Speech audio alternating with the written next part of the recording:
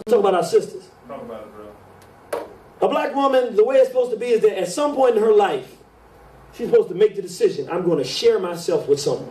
Teach Ayo. And that gives her a level of security, That's right. value, because she made a decision Right, that's right. to be with someone, to share something special with someone. That's something that takes a lot for a woman to come to that conclusion, is that she's ready to do. That's a lot. Right. Some people don't do it, well, some sisters didn't do it well into their adulthood, just when they were ready. So it's the way it's supposed to be. Well, when you see this sister who's been sexually abused as a child, a few things. One, she feels dirty.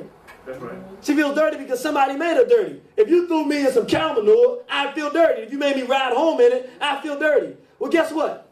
All day, every day, she has to go around. Some male has been with her. Never know what kind of disease he might have left her with. Yeah. Never know the kind of things he did to her when she didn't even know about sex or was not ready to participate in that. He's committed all kinds of things to her, so she no longer feels valued.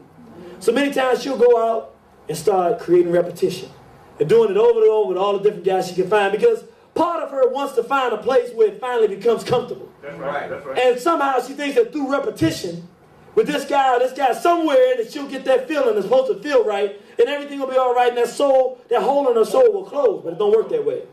She's a victim. We call her a whore. Yep. We call her a stripper. Yep. Don't understand why she feels the way she feels, but we don't know what happened. Yep. We're not putting the pieces together. Let's talk about what else can happen. Sometimes sisters, because it was a black male, and they're in our community, they turned us into moms, so now it's usually a black male that's raping her. 1 in 3.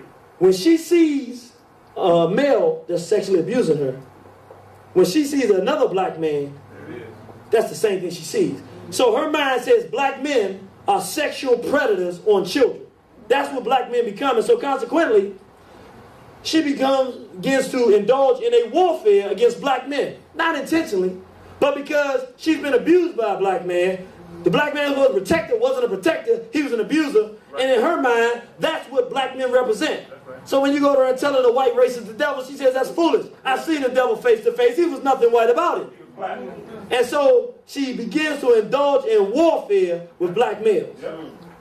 You can also find a sister who goes out, and especially nowadays, because of all the things that Europeans are telling us and exposing us to, she has a new alternative. If it don't feel right, sex don't feel right with a male, then I can turn, with a black man, then I can turn to a white male, or I can turn to a female.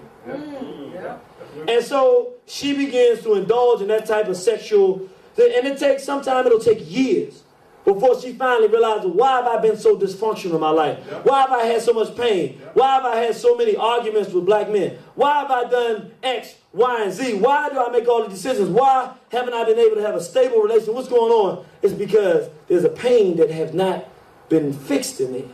It hadn't been dealt with. It's a hole in the soul. Look, even for those of us who haven't been sexually abused, I know this is heavy, but we're going through the same thing as a race. Yes. We were raped as a race. That's right. So we still trying to find that security as a people to do something on our own. That's right. And that same impact that it has on the individual has on the entire race. Yes, sir. So we literally going around here, crackers making the food, they're making the clothes, they're doing everything. Because we still haven't got back on our feet and said we're men, we're women with dignity. We haven't put no clothes back on. We haven't said we're responsible for our women. We haven't said these are our men and we're going to make them strong and we're going to support them. We haven't gotten back together again and gotten strong. So just like the victim of the abuse, you go around in a cycle of confusion until at some point in your life you begin to deal with it. It has to be dealt with. It doesn't fix itself.